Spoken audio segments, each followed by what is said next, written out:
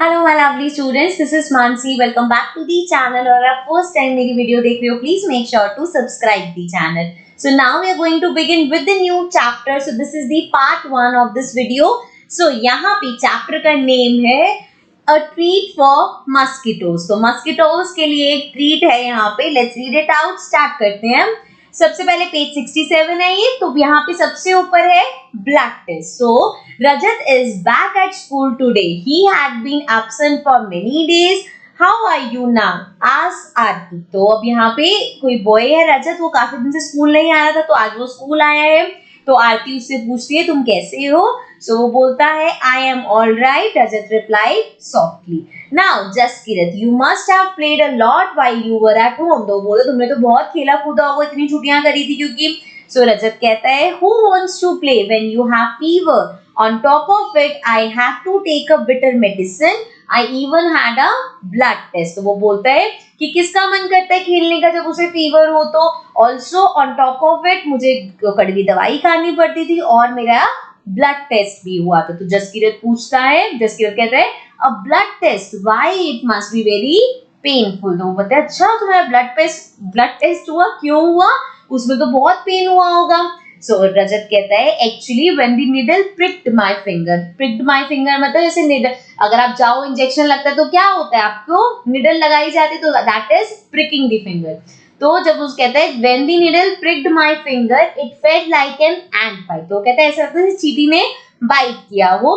They took 2 to 3 drops of blood and sent it for testing. That's how we came to know that I had malaria. So बताता है कि वो एंटबाइट की तरह लगती है। उन्होंने 2-3 ड्रॉप्स ऑफ ब्लड ली एंड उसको टेस्ट करने के लिए भेजा और तब मुझे वहां से पता चला हमें कि मुझे मलेरिया है। ठीक है, नेक्स्ट आगे नैन्सी बोलती है but you get malaria when a mosquito bytes you. कहते हैं कि मलेरिया तो तब होता है जब मस्कीटो बाइट करता है। तो रजत बोलता है yes but we find out by the blood test. कह रहा हाँ लेकिन पता तो ब्लड टेस्ट से ही चलता है। सो जसकीरत बोलता है there are a lot of mosquito in my house these days but I did not get malaria.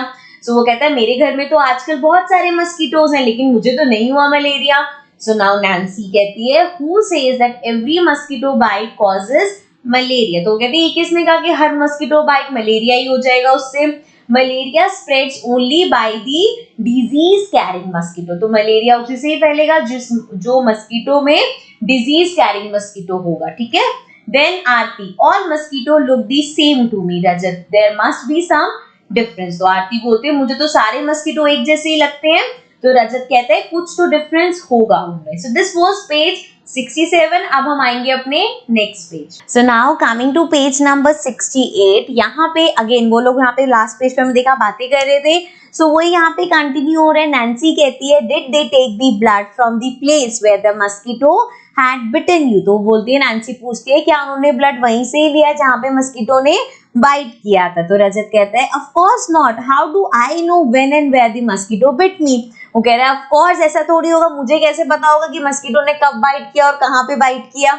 सो नैन्सी कहती है but how could they find out that you had malaria by your blood test? Do you think they could see something in the blood? तो कहती है लेकिन फिर कैसे blood test से कैसे पता चल सकता है कि तुम्हें मलेरिया है, क्या उन्हें ब्लड में कुछ दिखता है? ऑल्सो यहाँ पे देखो, यहाँ पे कुछ एक्सपेरिमेंट्स बता रखी है। Taking the blood on the glass slide for test, इस तरह से ब्लड टेस्ट के लिए कभी कभी लिया जाता है।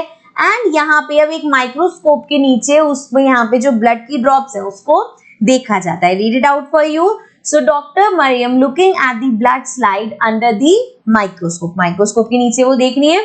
This microscope makes things look 1000 times bigger। तो माइक्रोस्कोप का काम हमें पता है क्या करता है, वो कोई भी चीज हो उसको बहुत बड़ा करके दिखाता है। तो मतलब ब्लड के अंदर की भी जो चीजें हैं, जो भी हमारे ब्लड में होता है वो सब भी क्लियरली दिखता है। The details inside the blood can be seen clearly. तो ब्लड की जो भी डिटेल्स है वो क्लियरली दिख जाती हैं।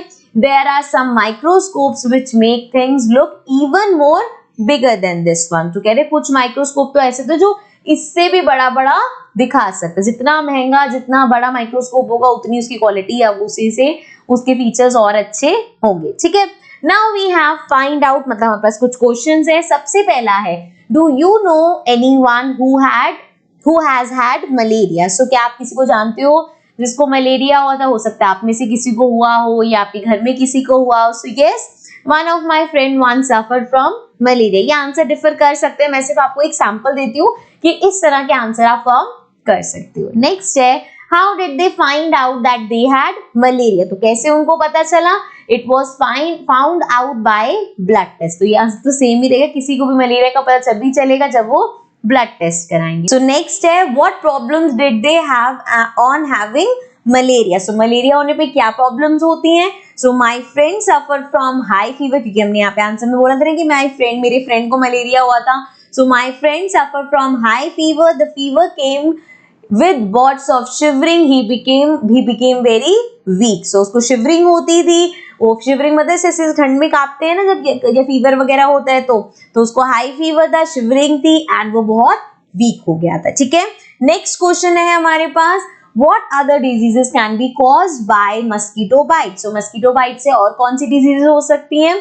Following are some other diseases which can be caused by mosquito bite. So और कौन सी हो सकती है? डेंगू हो सकता है, चिकनगुनिया हो सकता है एंड फिलेरिया. सो ये डिजीजेस हैं जो अगेन मस्कीटो बाइट से हो सकती हैं. तो नेक्स्ट है, in which season is malaria more common, why do you think this happens. So malaria is more common in rainy season. Rainy season में सबसे ज्यादा मलेरिया फैलता है.